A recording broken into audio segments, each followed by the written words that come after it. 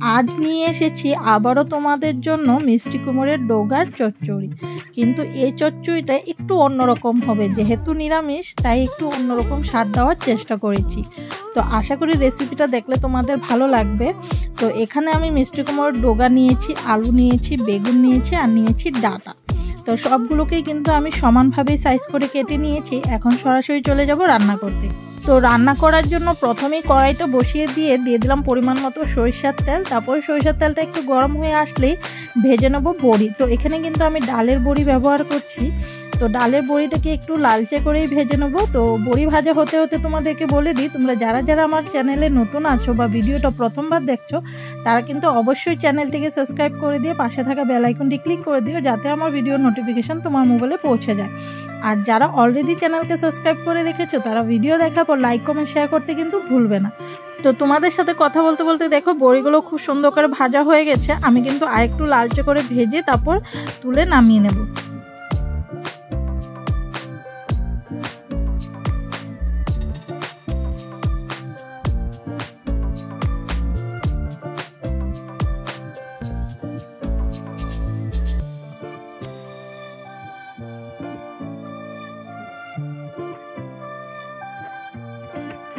তো বড়িগুলো নামিয়ে আমি আবারও কড়াইতে সামান্য একটু সরিষার তেল দিয়ে কেটে রাখা বেগুনগুলোকেও কিন্তু আমি একটু লালচে করে ভেজে তুলে নেব।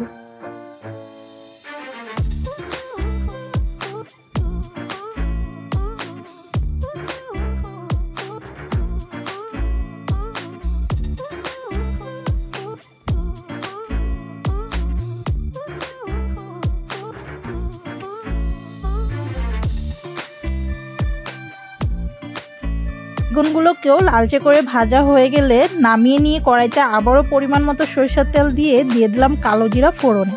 কালো জিরা দিয়ে দিলাম 2 থেকে 3টে গোটা শুকনো লঙ্কা দিয়ে ভালো করে ফোড়নটাকে ভেজে নিয়ে তারপরে দিয়ে দেব কেটে রাখা সবজিগুলো। তো প্রথমেই কিন্তু দিয়ে দিচ্ছি এখানে মিষ্টি কুমড়ের ডোগা, তারপরে দিয়ে দিব ডাঁটাগুলো দেওয়া হয়ে গেলে দিয়ে দেব আলু। সবগুলো সবজিকে প্রথমে একটু ভালো করে ভেজে নেব। ভেজে নিয়ে তারপরে দিয়ে দেব সামান্য পরিমাণে নুন।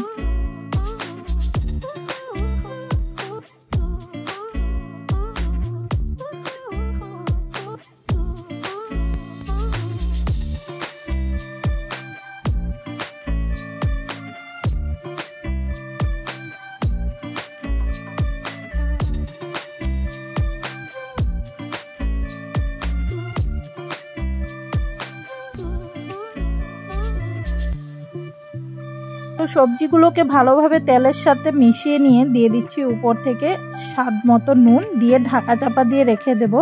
তারপরে ঢাকনা খুলে আবারও সবজিগুলোকে নুনের সাথে খুব ভালোভাবে মিশিয়ে নেব, যাতে করে সবজিগুলো থেকে জলটা ছেড়ে আসে।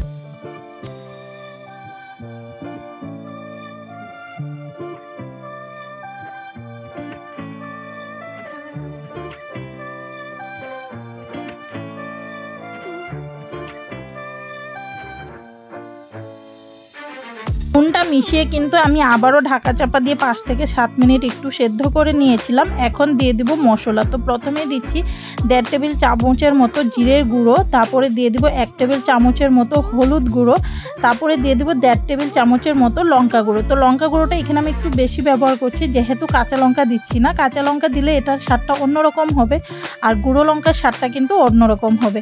তো তোমরা কিন্তু এখানে গুঁড়ো লঙ্কার পরিবর্তে লঙ্কা বাটাও দিতে পারো। শুকনো লঙ্কাকে ভিজিয়ে রেখে বেটে দিলেও কিন্তু সেটার স্বাদটাও কিন্তু খুব দুর্দান্ত হয়। তো মশলা দিয়ে কিন্তু আমি আবারও সবজিগুলোর সাথে খুব ভালোভাবে মশলাটাকে মিশিয়ে ঢাকা চাপা দিয়ে খুব ভালো করে সময় নিয়ে কিন্তু কষাতে হবে। আর হ্যাঁ, কষানোর সময় মনে রাখতে হবে গ্যাসের ফ্লেমটা কিন্তু লোতেই রাখতে হবে, না হলে করে মশলাটা জ্বলে যাবে আর রান্নাটা একদম বাজে হয়ে যাবে।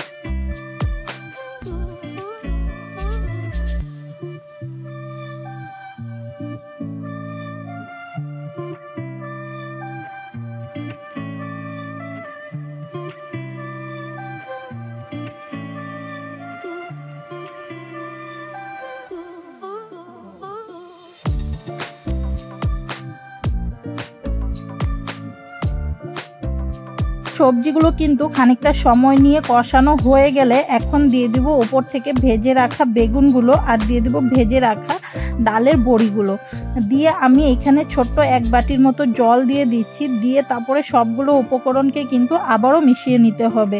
তো এখানে অনেকেই ভাবতে পারো যে বড়িটা লাস্টের দিকে দিলে হয়তো ভালো হতো, কিন্তু এই যে বলছিলাম আগে আমি যে রান্নাটা একটু অন্যরকম করছি, তো বড়িটা এখন দিলে কি হবে, নাড়াচাড়া করার মধ্যে কিন্তু বড়িটা ভেঙে যাবে।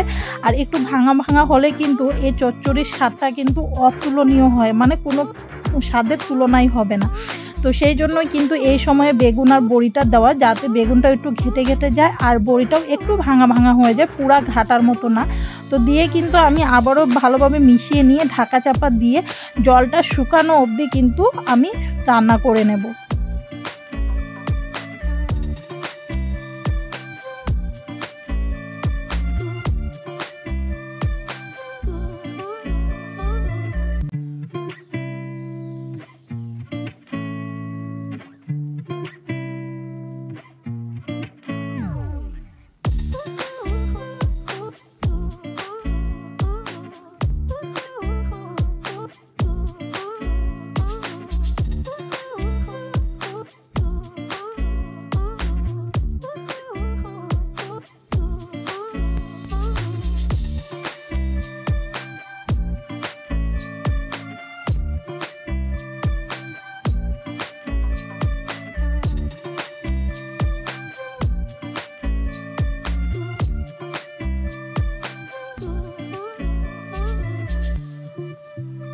তোমরা তো দেখতেই পেলে আমি ঢাকা চাপা দিয়ে কিন্তু গ্যাসের ফ্লেমটা লোতে রেখে পুরো জলটাকেই শুকিয়ে নিয়েছি। এখন দিয়ে দেবো স্বাদ বাড়ানোর জন্য সামান্য একটু চিনি। চিনিটা তোমরা স্কিপ করতে পারো, কিন্তু নিরামিষ সবজিতে চিনি দিলে কিন্তু স্বাদ দ্বিগুণ হয়ে যায়, সেটা আমার মা বলতো সবসময়। তো চিনিটা দেওয়ার পরে আবারও 2 মিনিট আমি ঢাকা চাপা দিয়ে রেখেছিলাম। এখন খুন্তি দিয়ে আবারও খুব ভালোভাবে সবগুলো সবজিকে মিশিয়ে নিলেই তৈরি হয়ে যাবে আমাদের নিরামিষ বড়ি চচ্চড়ি। তো আশা করি রেসিপিটা ভালো লেগেছে। তো ফাইনাল লুক তোমাদের সাথে শেয়ার করছি, চলো।